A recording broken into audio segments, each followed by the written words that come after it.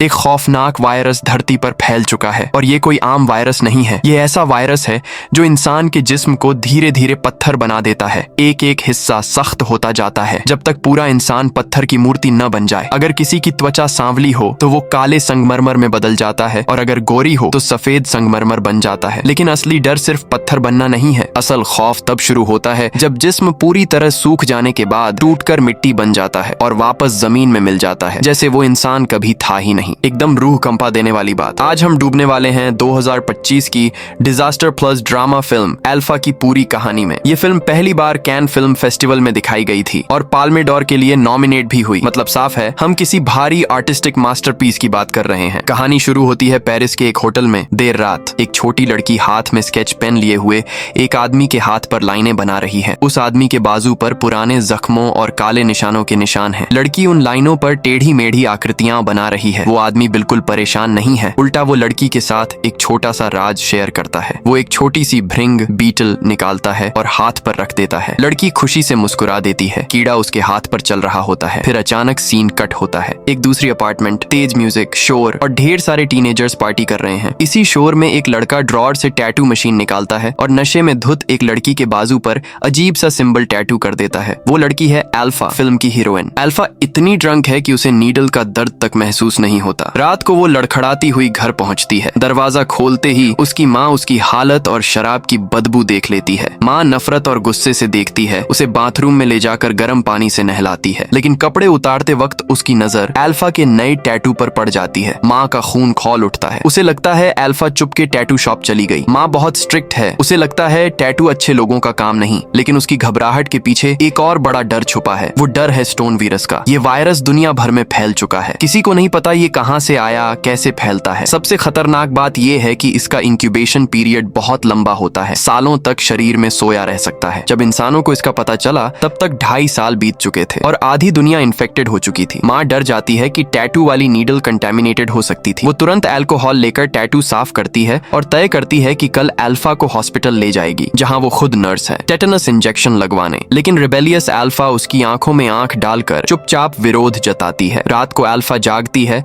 और सुनती है कि उसकी माँ हॉल में किसी से शिकायत कर रही है। अल्फा को लगता है माँ उसी की बुराई कर रही है। वो टूट जाती है। खिड़की से बाहर देखती है। उसके दिमाग में भागने का आइडिया आता है। वो जूते पहनती है, जैकेट लेती है, बैग उठाती है और बैल्कनी की तरफ जाती है। लेकिन जैसे ही बाहर कदम रखती है तेज हवा चलने लगती है। स्कैफोल्ड जोर जोर से हिलने लगता है। डरावनी आवाजें आने लगती हैं। हवा रुकती है। माँ अल्फा को खींचकर अंदर ले आती है। अल्फा माँ को थका हुआ और परेशान देखकर उससे लिपट जाती है और बार बार माफी मांगती है। इस बार माँ चिल्लाती नहीं, बस कहती है कि खुद को इतना ब्लेम मत किया कर। अगली सुबह अल्फा हॉस्पिटल जाती है। नर्स टेटनस इंजेक्शन तैयार करती है। लेकिन जैसे ही अल्फा सिरिंज देखती है उसे बचपन का नीडल फोबिया याद आ जाता है। नर्स वापस आती है। उसे लगता है कि अल्फा उस पर भरोसा नहीं कर रही, इसीलिए वो ऑफर करती है कि उसकी माँ को बुला देती है ताकि वही इंजेक्शन लगा दे। लेकिन अल्फा तुरंत उसे रोक देती है और जिद करती है कि वो खुद ही इंजेक्शन लगाएगी। माँ क्योंकि वायरस को लेकर बहुत परेशान है, नर्स से कहती है कि अल्फा का ब्लड सैंपल ले लिया जाए ताकि टेस्ट हो सके। लेकिन अफसोस हॉस्पिटल पहले ही सैंपल से भरा पड़ा है और दबाव बहुत ज्यादा है, इसलिए तुरंत रिपोर्ट निकलना नामुमकिन है। नर्स बताती है कि रिजल्ट आने में 2 हफ्ते लगेंगे। ये सुनकर जाहिर है सब शॉक में आ जाते हैं। आईसीयू में अल्फा की माँ मरीजों को देखने जाती है। लेकिन चलते चलते वो नोटिस करती है कि जो कॉरिडोर हमेशा शोर और भीड़ से भरा रहता था आज बिल्कुल खाली पड़ा है। 2 दिन से कोई चीख पुकार तक नहीं, यहाँ तक कि कल का डिनर भी अभी तक वार्ड में नहीं पहुंचा। वो हैरान होती है, समझ नहीं आता क्या हो रहा है। तभी एक नर्स अंदर आती है। माँ तुरंत उसे रोकती है और पूछती है कि बाकी स्टाफ कहाँ गया। जवाब सुनकर उसके पैरों तले जमीन खिसक जाती है क्योंकि वायरस बेहद खतरनाक और कंटेजियस है और अभी तक उसका कोई वैक्सीन नहीं बना। सारे नर्सों ने अपनी जान बचाने के लिए सामूहिक इस्तीफा दे दिया और भाग गए। माँ को बहुत गुस्सा आता है, दुख भी होता है, लेकिन वो कुछ कर नहीं सकती। वो खुद ही खाने की ट्रॉली धक्का देती है और मरीजों में डिनर बांटना शुरू करती है। मरीजों की हालत देखकर पत्थर दिल इंसान भी पिघल जाए। ज्यादातर क्रिटिकल केस हैं। उनके शरीर में इन्फेक्शन 25% से ऊपर जा चुका है। मतलब वो खुद कुछ भी नहीं कर सकते। अच्छी बात यह है कि ये वायरस सांस से नहीं फैलता, इसलिए हॉस्पिटल के अंदर अभी हालात थोड़े कंट्रोल में हैं। जब वो वार्ड के आखिरी बेड तक पहुंचती है वहां ऐसा सीन दिखता है कि दिल टूट जाए। कल तक जो मरीज होश में था, बातें कर रहा था, आज पूरी तरह पत्थर बन चुका है। एक स्टोन स्टैच्यू। माँ बेड पर पड़े मरीज की तरफ देखती है, बिल्कुल शांत होकर उसके ऊपर लगे सारे उपकरण हटाती है और पूरे सम्मान के साथ उसकी आखिरी विदाई करती है। अब कहानी वापस अल्फा पर आती है। हॉस्पिटल जाने की वजह से वो स्कूल की पहली क्लास में लेट हो जाती है। टीचर उसे घूर कर देखती देखते हैं। उन्हें उसकी देर बिल्कुल पसंद नहीं आती। वो होमवर्क जमा करने का बहाना बनाकर अल्फा को बोर्ड पर बुलाते हैं ताकि सबके सामने उसे शर्मिंदा कर सकें। लेकिन अल्फा को पता ही नहीं चलता कि जैसे ही वो घूमती है उसके हाथ पर टैटू वाला जख्म खुल चुका है और खून बहने लगता है। डेस्क पर खून देखकर सारे स्टूडेंट्स सन्न रह जाते हैं। अल्फा घबरा जाती है और समझाने की कोशिश करती है कि ये बस हाथ का जख्म है,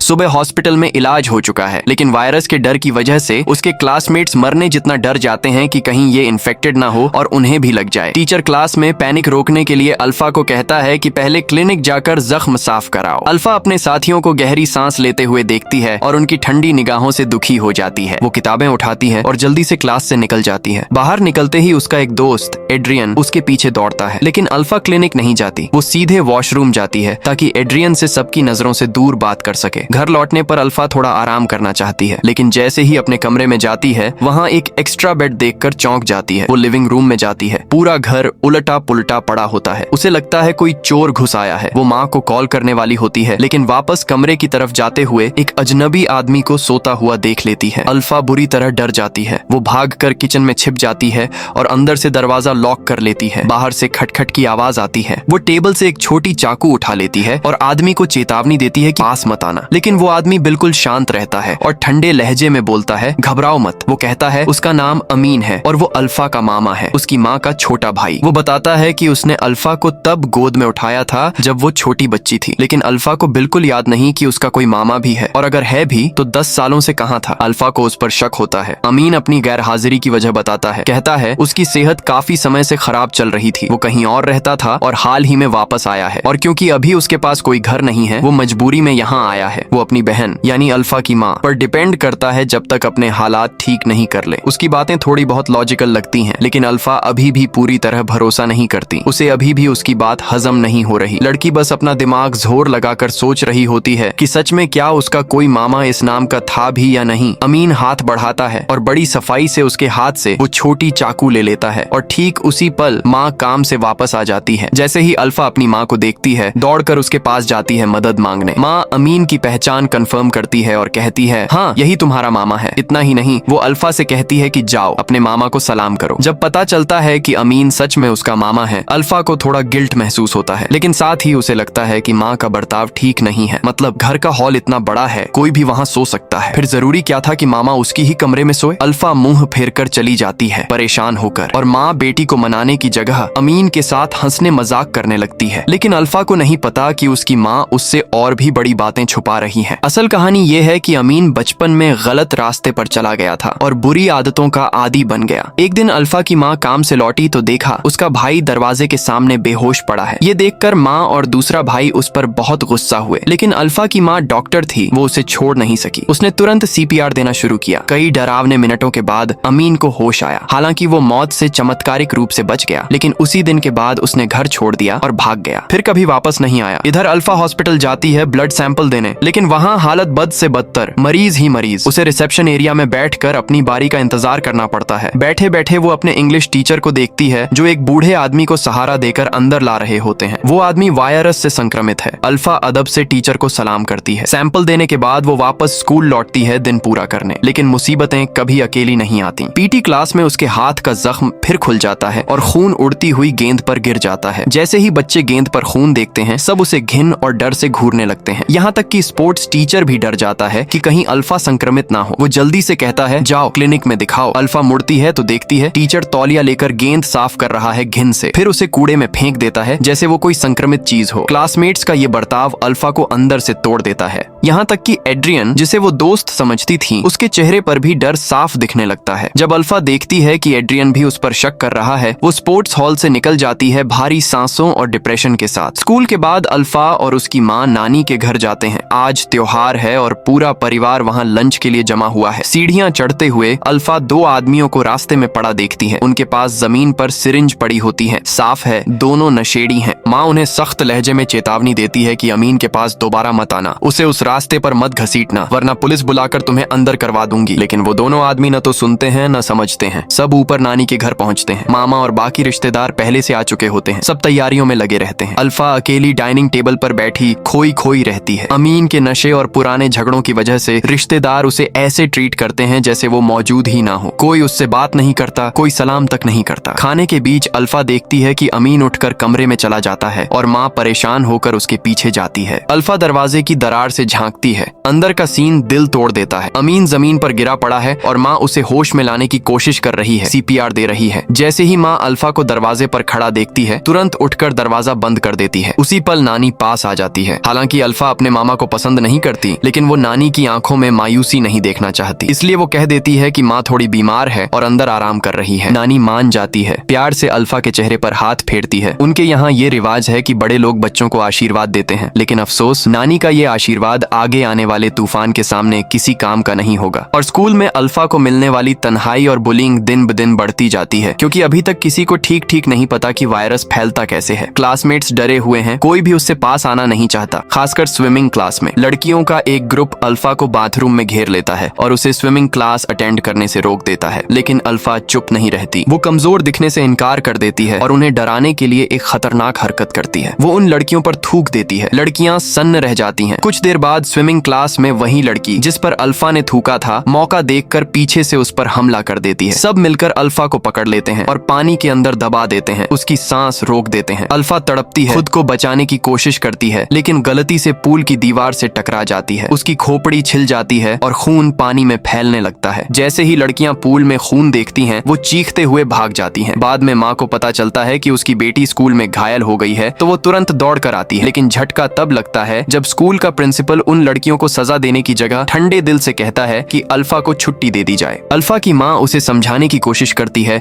कि टेस्ट का रिजल्ट आने दो, लेकिन प्रिंसिपल जिद पकड़ लेता है कि जब तक मेडिकल रिपोर्ट नहीं आएगी, अल्फा स्कूल वापस नहीं आएगी। माँ के पास मजबूरी में मानने के अलावा कोई रास्ता नहीं बचता। वो अल्फा को लेकर अस्पताल जाती है रिपोर्ट निकलवाने, लेकिन वायरस की इंक्यूबेशन पीरियड बहुत लंबी होती है, इसलिए ब्लड टेस्ट 100% कंफर्म रिजल्ट नहीं देता जब तक पत्थर बनने के लक्षण शुरू न हो। माँ दूसरा रास्ता सोचती है। वो अल्फा को जांच वाले कमरे में ले जाती है और उसके गले और शरीर के दूसरे हिस्सों को बहुत ध्यान से चेक करने लगती है, क्योंकि जाने पहचाने लक्षणों के मुताबिक जैसे ही इंसान संक्रमित होता है, गले में सख्ती आने लगती है, मरीज पत्थर जैसी खांसी करता है और पेट में कैल्सिफिकेशन की वजह से दर्द महसूस होता है। माँ अल्फा का गला अच्छे से देखती है, लेकिन वहाँ कोई पत्थर की धूल नहीं होती। पेट भी ठीक होता है, दर्द का कोई रिएक्शन नहीं। माँ राहत की सांस लेने ही वाली होती है कि अचानक अल्फा को जोर की खांसी का दौरा पड़ता है। माँ वहीं जम जाती है जब वो अल्फा के मुंह के आसपास पत्थर जैसी धूल देखती है। अल्फा माँ की घबराई हुई नजरें देखती हैं और दौड़कर आईने के सामने जाती है। जैसे ही खुद को देखती है, सन्न रह जाती है। क्या सच में एक बेवकूफ सी पार्टी उसकी इस दर्दनाक मौत की वजह बन गई? जब माँ को यकीन हो जाता है कि उसकी बेटी सच में संक्रमित है, वो लगभग पागल हो जाती है। किताबें खोलती है, रिसर्च पढ़ती है, इलाज ढूंढने की कोशिश करती है, लेकिन ये पत्थर वाला वायरस 10 साल से ज्यादा हो चुका है और साइंटिस्ट आज तक इसके सामने बेबस खड़े हैं। न कोई इलाज, न कोई वैक्सीन, न ये समझ आता है कि फैलता कैसे है। माँ को बस इतना पता है कि मरीजों को हॉलुसिनेशन होने लगते हैं। वो टूट कर अपनी डेस्क पर बैठ जाती है, फिर अल्फा के कमरे में जाती है उसे दिलासा देने, लेकिन दरवाजे पर जो देखती है वो अजीब भी है और डरावना भी। उसका भाई अमीन और उसकी बेटी अल्फा दोनों बिस्तर पर कांप रहे होते हैं। उनकी हरकतें बिल्कुल एक जैसी होती हैं, जैसे आईने का अक्स हो। माँ अपनी बेटी को तड़पता देख बस उसे सहला सकती है। वो वही हरकत दोहराती है जो नानी ने की थी, उंगली से उंगली छूती है, प्यार और बेबसी के साथ। उसी पल वो अतीत में चली जाती है जब वायरस पहली बार फैला था। उस वक्त हजारों मरीज अस्पताल पर टूट पड़े थे, बेड कम थे, अस्पताल पूरी तरह भर चुका था। सिक्योरिटी ने दरवाजे बंद कर दिए थे, बाहर लोग बेकाबू हो रहे थे, हंगामा कर रहे थे। उस समय माँ सिक्योरिटी के फैसले से नाराज थी, लेकिन सच ये था कि अस्पताल में एक और सुई लगाने की भी जगह नहीं बची थी।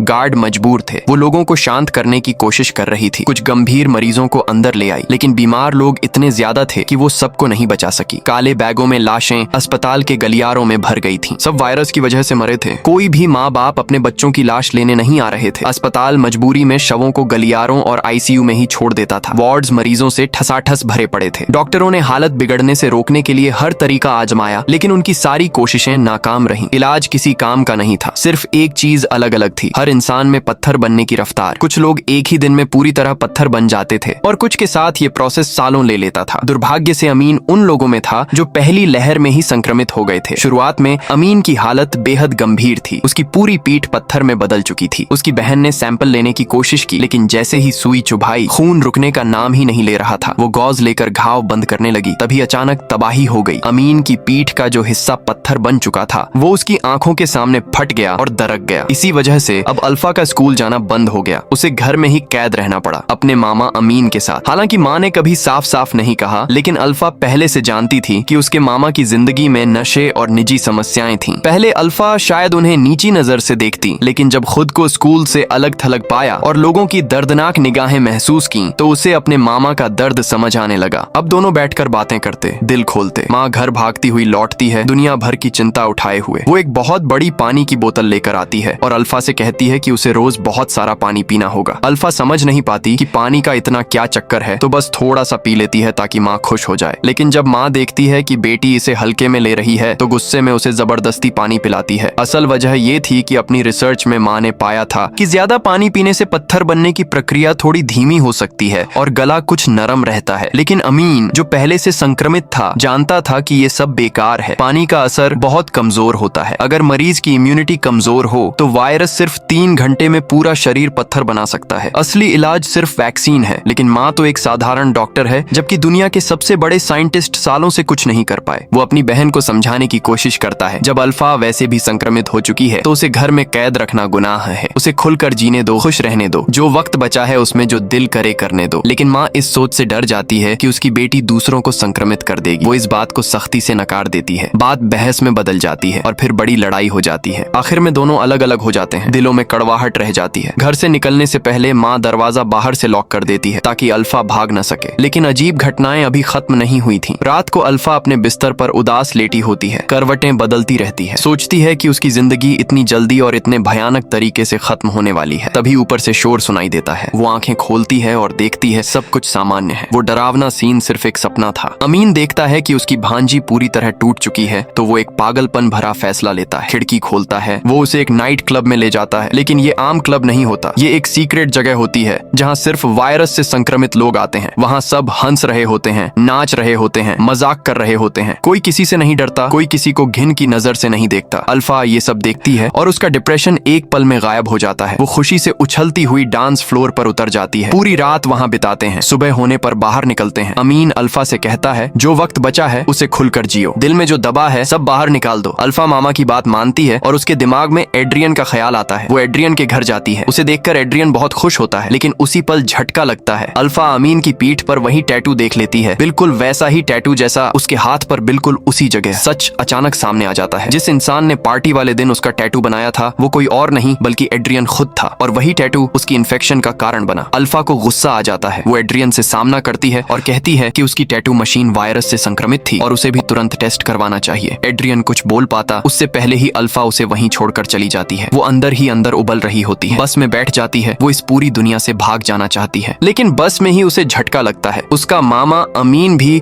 उसी बस में होता है। उसे देखकर अल्फा का रिएक्शन ठंडा रहता है। अमीन उसे लेकर समंदर किनारे ले जाता है और उससे आखिरी ख्वाहिश बताता है। अल्फा सोचती है शायद वो बस थोड़ी शांति से बैठना चाहता है, लेकिन वो हैरान रह जाती है जब देखती है कि अमीन ड्रग्स और प्रतिबंधित चीजें निकालता है। कहाँ से लाया भगवान जाने। अल्फा उसे रोकना चाहती है, लेकिन शब्द गले में अटक जाते हैं। वो कुछ कह नहीं पाती। अमीन पहले ही डोज ले चुका होता है और बेहोश होकर गिर पड़ता है। अपने मामा को जमीन पर पड़ा देखकर अल्फा समझ जाती है कि बहुत बड़ी मुसीबत हो गई है। वो पास के होटल में दौड़ती है और माँ को फोन करके मदद मांगती है। माँ जैसे ही भाई के बारे में सुनती है सब कुछ छोड़कर पागलों की तरह होटल की तरफ भागती है। रास्ते में उसे 10 साल पुरानी एक याद आ जाती है। इसी समंदर के पास इसी होटल में अमीन ने अल्फा को जब वो बहुत छोटी थी चुपके से घर से निकाल लिया था ताकि कमरे में जाकर ड्रग्स ले सके। छोटी अल्फा को कुछ समझ नहीं आया था। वो बस यही सोच रही थी कि उसका मामा बीमार है और सो रहा है। उसने फ्लो मार्कर पेन निकाला और उसके हाथ पर ड्राइंग करने लगी। जब माँ वहाँ पहुंची अमीन की सांस रुक चुकी थी। वो सच में मर चुका था। किस्मत से माँ के पास एड्रेनालिन इंजेक्शन था और उसने चमत्कारिक तरीके से उसे वापस जिंदा कर लिया। लेकिन खुशी ज्यादा देर नहीं रही। अमीन की हालत तेजी से बिगड़ने लगी और उसका पूरा शरीर पत्थर बन गया। माँ अपने भाई को देखती है। अब सिर्फ आधा चेहरा बचा होता है। उसका दिल टूट जाता है, लेकिन अमीन शांत रहता है। अपने अंजाम को स्वीकार कर चुका होता है। यहीं से कहानी का सबसे बड़ा ट्विस्ट आता है। माँ अपने पत्थर बने भाई के पास लेट जाती है और चुपचाप रोती रहती है। लेकिन जब वो दोबारा आंखें खोलती है तो खुद को अपने घर में पाती है और अल्फा अपने कमरे में सही सलामत होती है। भयानक सच्चाई ये थी कि अमीन 8 साल पहले ही पत्थर वाली बीमारी से मर चुका था। माँ ही थी जो उसका गम पार नहीं कर पाई थी और खुद को माफ नहीं कर सकी। और सबसे बड़ा खुलासा ये कि संक्रमित अल्फा नहीं थी, संक्रमित माँ खुद थी। वो अस्पताल में मरीजों का इलाज करते हुए संक्रमित हो गई थी। पूरी फिल्म में जो अमीन उसे दिखाई देता रहा वो असल में सिर्फ सिर्फ उसका भ्रम था, उसके गिल्ट और वायरस के दिमाग पर असर का नतीजा। माँ को टूटा हुआ देखकर अल्फा उसे वही लोरी गाने लगती है जो माँ बचपन में उसे सुलाने के लिए गाया करती थी। उसी पल माँ सब कुछ समझ जाती है और फैसला करती है कि अब बेटी को लेकर यहाँ से चले जाना है। ये अलविदा कहने का वक्त था, लेकिन जैसे ही वो बाहर निकलते हैं, पीली रेत का तूफान पूरे इलाके को ढक लेता है। कार की खिड़कियां मोटी मिट्टी से भर जाती हैं। ये मिट्टी उन इंसानों के अवशेष थे जो पत्थर बनकर बिखर चुके थे। कुछ देर बाद वो नानी के घर पहुंचते हैं। माँ कार से उतरकर बिल्डिंग की तरफ चलती है और जैसे ही वो उतरती है, अल्फा देखती है कि उसका मामा अमीन फिर से दिखाई देता है। दोनों साथ चलते हैं, हंसते हैं, मजाक करते हैं, जैसे किसी दूसरी दुनिया की ओर जा रहे हों। अल्फा उनके पीछे भागना चाहती है, लेकिन जैसे ही वो कार से उतरती है, वो आखिरी सीन देख लेती है। माँ जमीन पर बैठी होती है, टूट कर रो रही होती है और अल्फा वहीं जमी खड़ी रह जाती है। उसके चेहरे पर भी पत्थर बनने के निशान दिखने लगते हैं। सच्चाई ये थी कि पूरा परिवार और यहाँ तक कि पड़ोसी भी महामारी की शुरुआत में ही संक्रमित हो चुके थे। जो रेत सड़कों पर फैली थी, वो उन्हीं लोगों के शरीर थे जो कभी जिए थे और फिर खत्म हो गए। आखिर में अल्फा सारी यादों को दोबारा जीती है, हकीकत को शांति से स्वीकार करती है और अपने अंजाम के आगे सर झुका देती है। और इसी के साथ खत्म होती है अल्फा की कहानी। मिलते हैं अगली कहानी में, देखने के लिए धन्यवाद।